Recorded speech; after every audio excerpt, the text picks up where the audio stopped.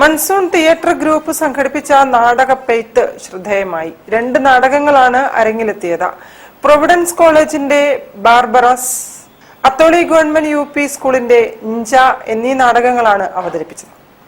കലയിലെ ഏകാധിപത്യത്തെക്കുറിച്ചാണ് ബാർബറസ് ചർച്ച ചെയ്തത്. ഒരു അന്താരാഷ്ട്ര നാടക സംഘത്തിൽ സംവിധായകൻ ഏകാധിപതിയാകുമ്പോൾ അതിനകത്ത് ഞെരിഞ്ഞമരുന്ന മനുഷ്യരുടെ കഥയാണ് ബാർബറസ്. കലയിലും സാംസ്കാരിക രംഗത്തും പോലും ഏകാധിപത്യം കടന്നുവരുന്നത് ബാർബറസ് വരച്ചു കാട്ടുന്നു. സതീഷ് കെ സതീഷാണ് രചന. കുഞ്ചിയമ്മയുടെ 4 മക്കൾക്ക് വേണ്ടിയുള്ള കൊച്ചുകുട്ടികളുടെ അന്വേഷണമാണ് ഇഞ്ച.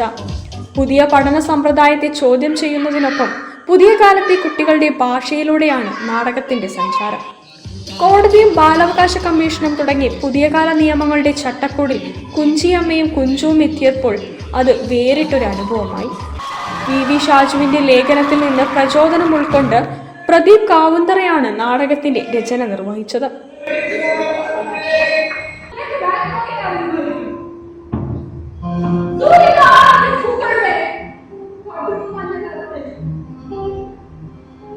രണ്ട് നാടകങ്ങളും സംവിധാനം ചെയ്തത് MM രാകേഷ് ആണ്.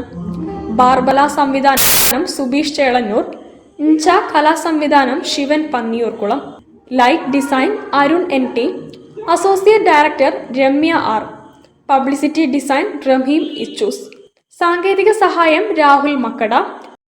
നാടകപ്പെയ്ത്തിൽ MM രാകേഷ് സ്വാഗതം പറഞ്ഞു. രാധാകൃഷ്ണൻ പേരാമ്പ്ര അധ്യക്ഷനായിരുന്നു. സതീഷ് കെ സതീഷ്, A രത്നാകരൻ, പ്രതീഷ് പെരുമണ്ണ തുടങ്ങിയവർ സംസാരിച്ചു. News bureau, Kozhikode.